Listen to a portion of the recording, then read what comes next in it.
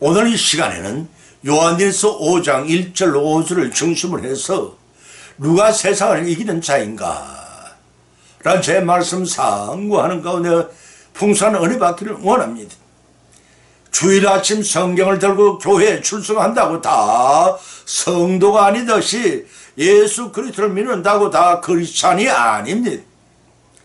예수님께서 이 땅에 다시 오실 그날을 생각하시면서 말씀하시기를 인자가 올 때 너희 믿음을 보겠느냐라고 반문하셨습니다.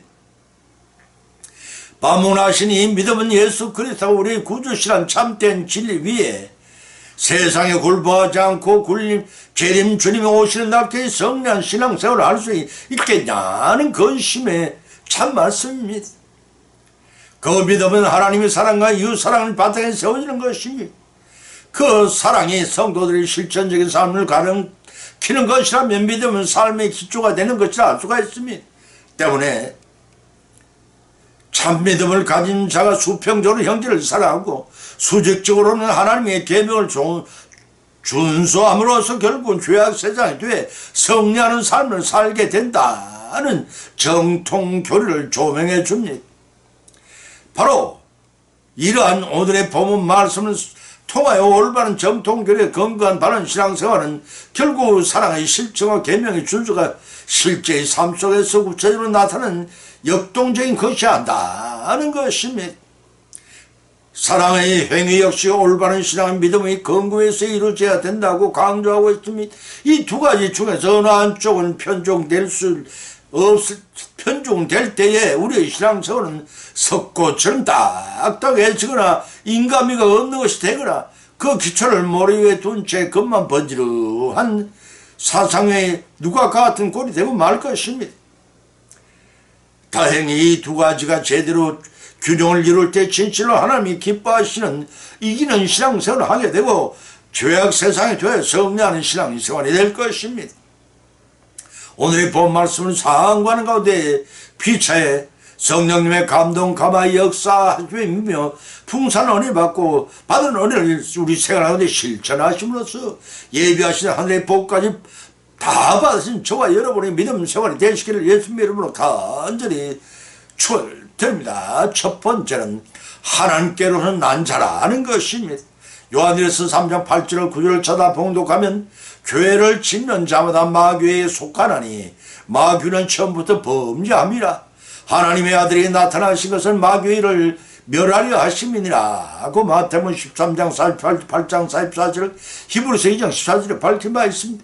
하나님께로서 난 자마다 죄를 짓지 아니하니 이는 하나님이시가 그 속에 거하며 저도 범죄 못하면 함께로서 나왔습니다 하고 요한일서 5장 18절 동안 기록하고 있습니다.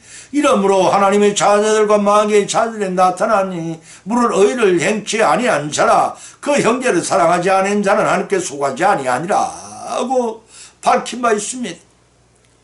죄악 세상에는 영생을 상속받은 하나님 자녀가 있는가 하면 영원한 멸망으로 향해 가는 마귀의 자식들이 종존합니다. 알곡과 가라지가 한밭에서 자라는 것과 같은 이치하고 있습니다. 여기서 주목해야 할 사실은 하나님의 자녀는 의를 행하지만 마귀의 자녀는 계속 범죄하여 죄로 가득 찬 파멸의 삶을 더해간다는 것입니다. 주 안에서 거듭 태어난 사람은 날마다 새롭게 변화되는 삶을 통해 더욱 하나님 닮아갑니다. 마귀의 자녀는 서로 신뢰하지 못하기 때문에 남을 사랑할 수가 없습니다. 그렇지만 하나님의 자녀는 그 사랑 자체이신 하나님께 속하기 때문에 서로 사랑할 수가 있습니다. 사랑하는 성도 여러분, 여러분의 삶은 어떠하신지요? 하나님의 자녀답게 서로 신뢰하며 사랑함으로써 믿음 생활을 잘 해나가리라 믿습니다. 본문 1절로 2절을 살펴보면 예수님께서 그리스도임을 믿는 자마다 하나님께로서 난 자니 또 내신 이를 사랑하는 자마다 그에게 난 자를 사랑하느니라고 했습니다. 이런 말씀이 요한일서 2장 22장은 요한복음 1장 12절 13절 8장 41절 기록되어 있습니다. 우리가 하나님을 사랑하고 그의 계명들을 지킬 때에 이로써 우리가 하나님의 자녀 사랑한 줄을 아느니라. 또한 요한일서 2장 5절에도 밝힌 바 계십니다. 요한 사도는 앞절에 의를 행하는 자와 형제를 사랑하는 자가 하나님께로 난 자고 요한일서 2장 29절 4장 7절에서 피력한 바 있습니다. 그런데 본문 1절에서는 그리스도를 믿는 자들이 하나님께 난 자라고 말하고 있습니다.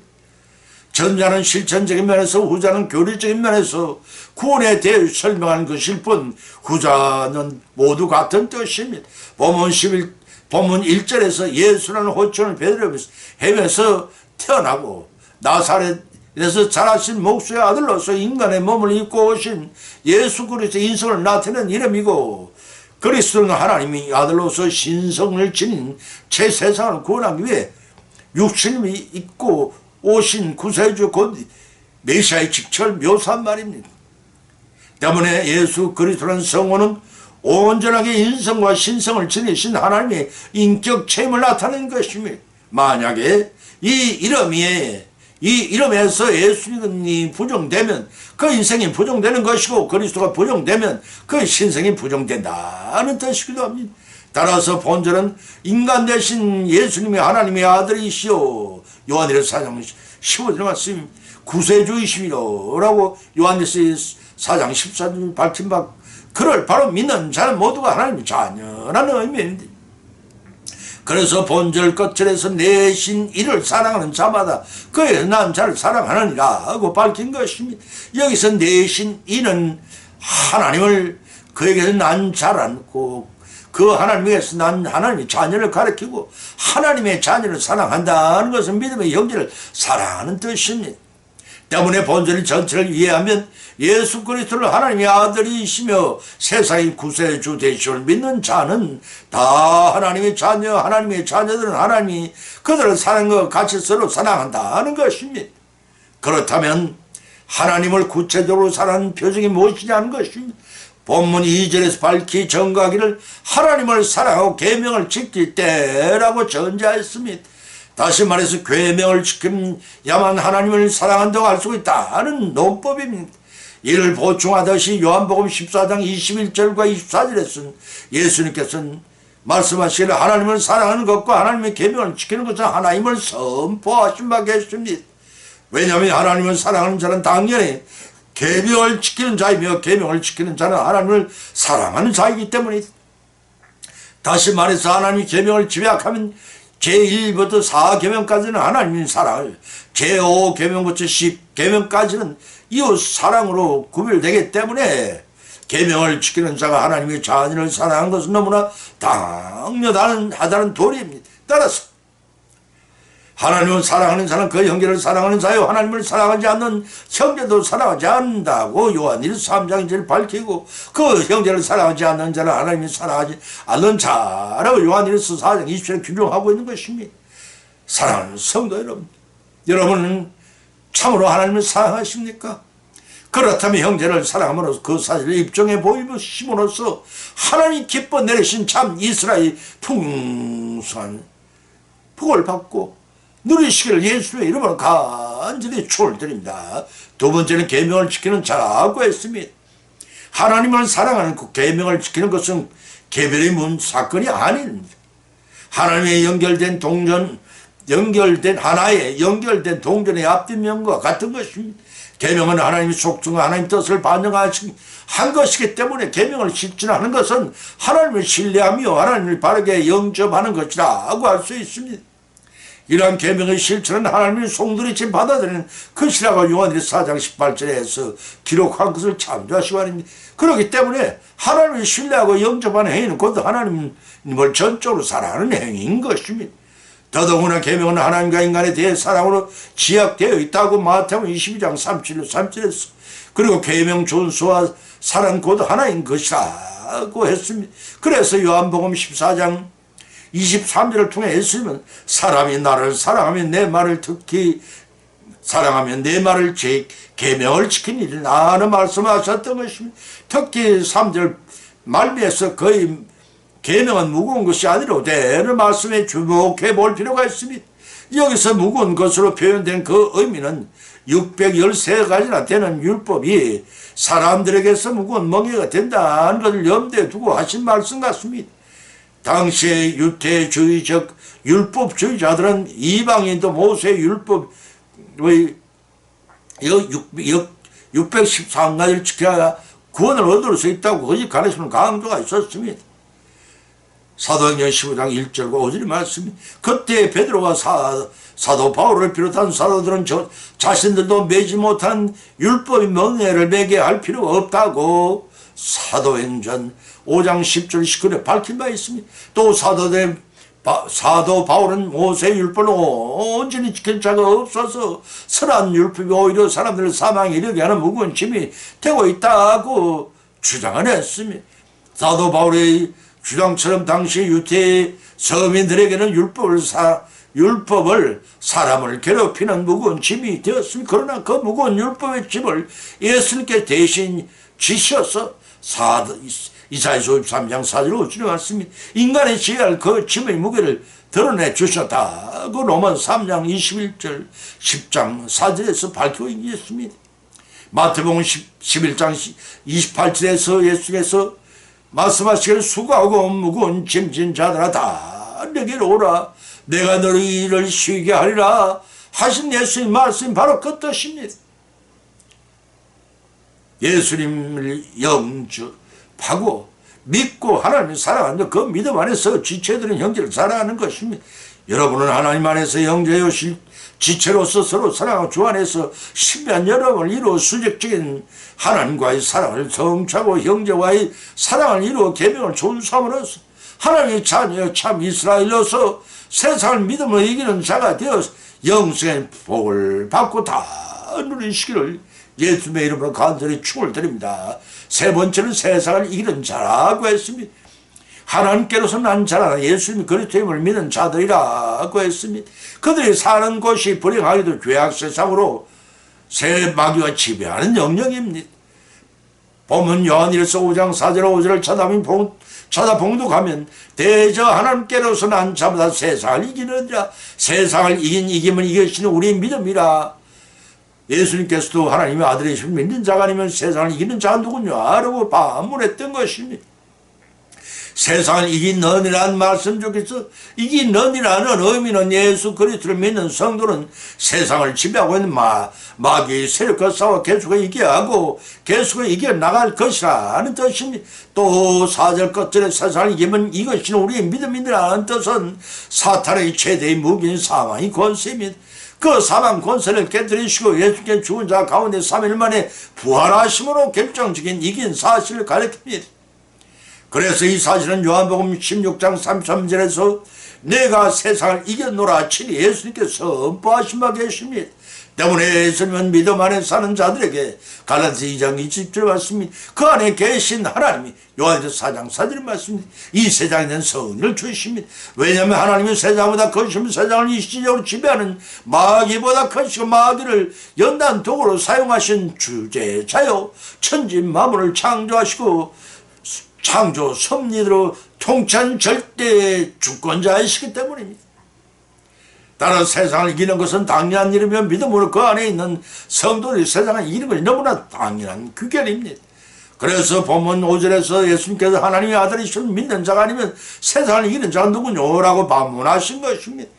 이 말씀은 곧 예수님이 하나님의 아들이시면 믿는 자는 세상을 이기신 그리스도 안에서 모든 능력을 부여받았기 때문에 마가복음 9장 23절 말씀에 능히 세상을 이길 수 있다는 것입니다. 지금도 살아계셔서 창조 섭리로 우주 만물을 한치의 오차도 없이 통치하시고 운행하신 전능하신 하나님을 전적으로 신뢰하는 믿음이야말로 그리스도의 성령의 원천이심을 여러분은 믿으시기 바랍니다. 결론을 맺습니다. 요한복음 14장 15절에 예수님께서는 너희가 나를 사랑하면 내 계명을 지키라 하셨으며 전도서 12장 13절에서는 이의 결국을 다 들었으니 하나님을 경외하고 그 명을 지키려다 이것이 사람의 본분이라고 다 했습니다. 사랑하는 성도 여러분, 여러분은 그 명을 잘 지키고 계시는지요? 하나님을 사랑하노라 하면서 그의 계명에 불순종하는 모순된 신앙을 하고 있지 않은지 한 번쯤 우리 자신을 돌이켜보시기 바랍니다. 슈라의 엘마헬이란 분은 믿음이란 하나님의 힘의 유한함을 깨닫고 절대적인 하나님의 품 안에서 의지하는 것이라고 하였습니다. 그리스도는 하나님 앞으로 들어가는 문으로서 영혼을 하나님 품으로 인도하신다는 것입니다. 이때의 신앙이 그 문을 여는 열쇠라면 성령은 바로 열쇠를 만드신 분이라고 비력했습니다. 지금까지 본문의 저자가 강조한 성도의 의미는 미움과 분쟁의 원리가 지배하는 세상에서 하나님의 신이 보여주신 십자가의 희생적인 사랑을 믿음으로 세상을 이기는 것이라고 했습니다. 요한일서 2장 15절로 17과 4장 1절로 6절이 맞습니다. 예수님은 공생의 마지막 시점에서 제자들에게 고별 설교를 하셨습니다. 요한복음 16장 30절의 기록입니다. 또 사도 바울은 로마서의 12장 21절을 악에 치지 말고 서두로 이기라고 믿는 자들에게 강하게 권면했습니다. 그 이유는 하나님께로는 자마다 범죄치 아니한다는 것입니다. 하나님께로는 한 자는 형제를 사랑한다는 것입니다. 하나님을 의지하는 자는 세상을 이긴다는 것입니다. 이 같은 믿음을 가진 자는 지속적인 순종한 삶을 살아갑니다. 그 결과 우리가 온전히 하나님께 속하고 전적으로 신뢰할 때 우리는 하나님으로부터 세상을 이길 힘을 받게 됩니다. 사랑하는 성도 여러분, 그러한 힘을 받은 우리 성도는 예수 그리스도를 바로 믿는 참 믿음을 가지고 죄악 세상을 이기고 천국을 교으로 받는 축복의 일궈 나가는 믿음의 성령 여성이 되시기를 예수님의 이름으로 간절히 축원을 드립니다. 찬송은 350장을 올리겠습니다.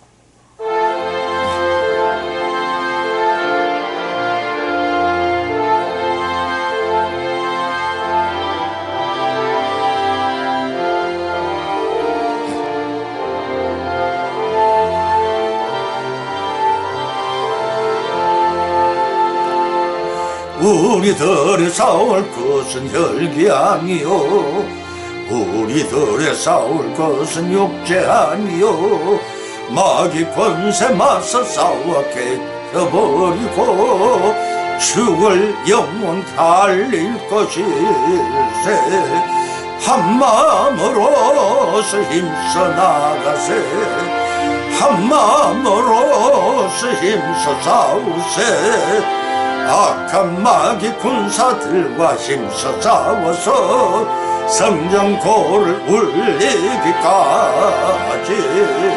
우리들의 입은 갑옷 쇠가 아니요, 우리들의 가진 검 강철 아니요, 하나님께 받아 가진 평화의 보고 거룩하신 말씀이로다. 한마음으로서 힘써 나가세, 한마음으로서 힘써 싸우세. 악한 마귀 군사들과 힘써 싸워서 성전고를 울리기까지.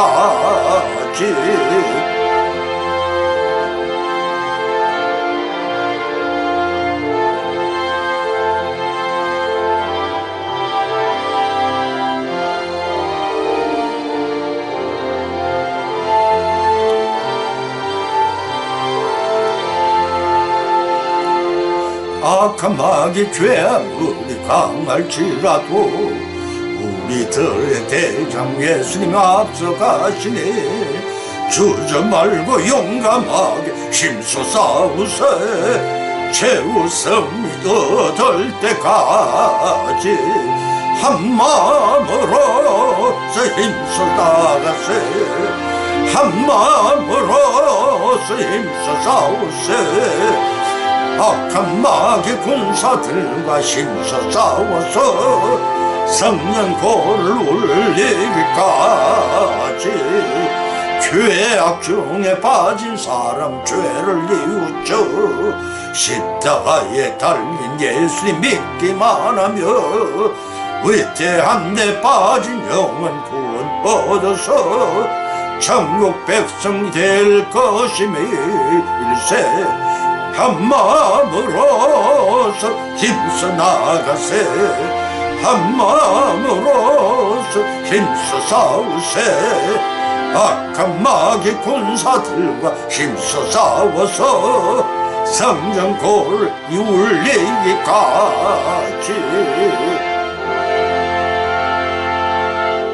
아멘.